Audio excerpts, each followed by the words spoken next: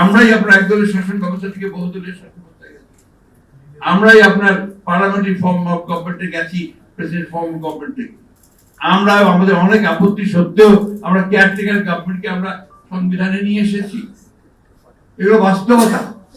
শুধু ওই বাস্তবতা থেকে অযথা আমাদেরকে আবার আপনার প্রশ্নবিদ্ধ করে অন্য পথে দেখানোর চেষ্টা করা, এটার পেছনে কিছু রাজনৈতিক উদ্দেশ্য থাকতে পারে।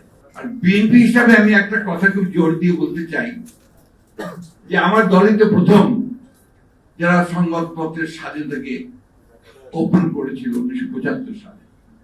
তার আগে একদলীয় শাসন ব্যবস্থা বাকশাল হয়েছিল, সব সংবাদপত্র বন্ধ করে দেওয়া হয়েছিল। সংবাদ মাধ্যমগুলোকে তারা আমার কথা বললে ঠিক আছে আর আমার কথা বললে ঠিক নেই, এই চিন্তা ভাবনাও কিন্তু আমার গণতান্ত্রিক যে চর্চা সেটা জারি করবে না। সংকটটা কোথায়? সংকট যে গণতন্ত্রই তো নেই। 15 বছর ধরে তো লড়াই করলাম সেই জন্যে, গণতন্ত্রের উত্তরণের জন্য। 24শে জুলাই ছাত্র জনতার উত্থানের মধ্য দিয়ে তাদের জন্য সম্ভব হয়েছে একটা ফ্যাসিস্ট রুলারকে, রেজিমকে সরিয়ে। কোন সংবাদ মাধ্যম আছেন ভাবছেন তারাই যা বলছেন ওটাই সঠিক, ওটার বাইরে কেউ বলতে গেলে তিনি হয়ে যাচ্ছেন ফ্যাসিস্টের দোষর, অথবা ভারতীয় দোষর, অথবা আওয়ামী লীগের দোষর। অলরেডি ইতিমধ্যে আমার সেই বদনাম শুরু হয়েছে, এটা আমরা খুব ভালো করে জানি সবাই। কথা ওই জন্যই বলছি, দুর্ভাগ্যজনক বাংলাদেশের সংবাদ মাধ্যমের স্বাধীনতার বিষয়টা কোনো নতুন নয়। একটা সুবিধা ছিল যে তখন সংবাদ মাধ্যমের একটা নিজস্ব স্বকীয়তা ছিল, যেখানে তাদেরকে কোনো গোষ্ঠীভুক্ত করা অতটা সহজ হতো।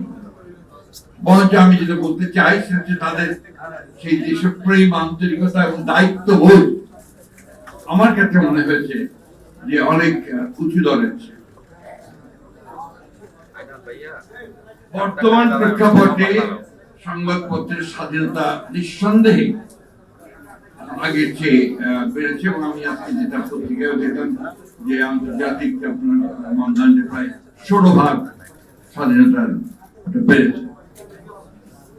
সমস্যা দেখা দেয় তখনই যখন দেখি আমরা কোন সংবাদ মাধ্যম গোষ্ঠী বলবো, কারণ এখন তো গোষ্ঠী হয়ে গেছে, তারা আরেকটা গোষ্ঠীকে আক্রমণ করে এবং বিভিন্ন ভাবে আক্রমণ করে।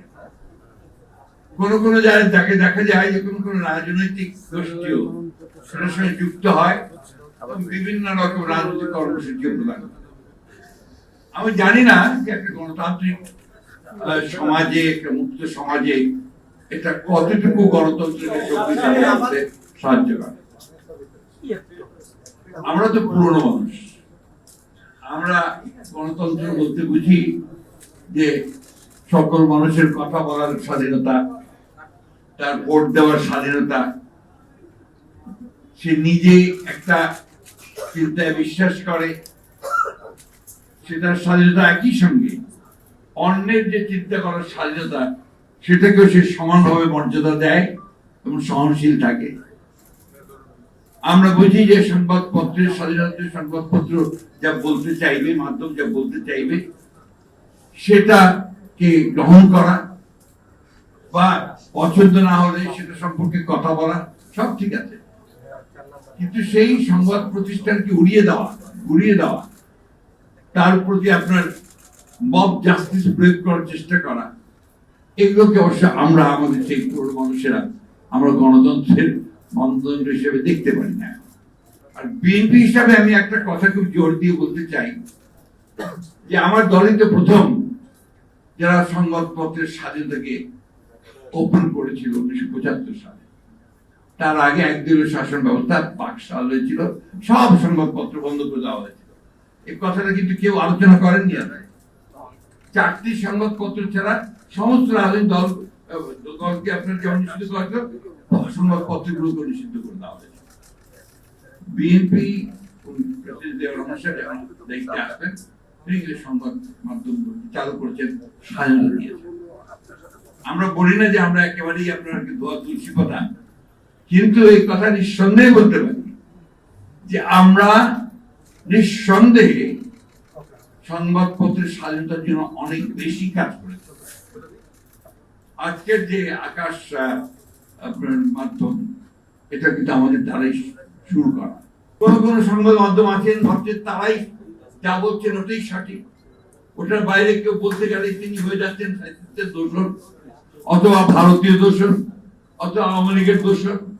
অলরেডি ইতিমধ্যে আমার সেই বদনাম শুরু হয়েছে, এটা আমরা খুব ভালো করে জানি সবাই। কথা ওই জন্যই বলছি, দুর্ভাগ্যজনক এই যে 15 বছর ধরে প্রায় 60 লক্ষ মানুষ নির্যাতনে ভুগলো গণতন্ত্রের জন্য, সেই পুরো বিষয়টাই কিন্তু আপনার একেবারে ম্লান হয়ে যাবে, ব্যর্থ হয়ে যাবে। আমরা বরাবরই সংবাদপত্রের স্বাধীনতার পক্ষে ছিলাম, আছি এবং ভবিষ্যতে থাকবো। সে গভর্নমেন্টে থাকি আর না থাকি, যেখানেই থাকি, এই ব্যাপারে আপনাদেরকে আমরা নিশ্চয়তা দিতে পারি। এবং আপনাদের প্রতি অতীতে এই যে নির্যাতন হয়েছে, নিপীড়ন হয়েছে, আপনাদের আইন কানুনগুলোর যে পুরোপুরি ফ্যাসিবাদী চরিত্র দেওয়া হয়েছে, এগুলোর বিরুদ্ধে কিন্তু আমরা লড়াই করেছি, আমরা লড়াই করে চলেছি, এখনো করছি। এবং খুব স্পষ্ট ভাষায়, দৃঢ় ভাষায় আমরা বলতে চাই, আমরা কখনোই অন্যায়ভাবে অমতকে চাপিয়ে দেওয়া যে ব্যাপারটা আছে, এটাকে আমরা সমর্থন করবো না। আমরাই আপনার একদলের শাসন ব্যবস্থা থেকে বহুদলের শাসন ব্যবস্থায় গেছি, আমরাই আপনার পার্লামেন্টারি ফর্ম অফ গভর্নমেন্টে গেছি প্রেসিডেন্ট ফর্ম অফ গভর্নমেন্টে। আমরা আমাদের অনেক আপত্তি সত্ত্বেও আমরা কেয়ারটেকার গভর্নমেন্টকে আমরা সংবিধানে নিয়ে এসেছি। এগুলো বাস্তবতা। শুধু ওই বাস্তবতা থেকে অযথা আমাদেরকে আবার আপনার প্রশ্নবিদ্ধ করে অন্য পথে দেখানোর চেষ্টা করা, এটার পেছনে কিছু রাজনৈতিক উদ্দেশ্য থাকতে পারে।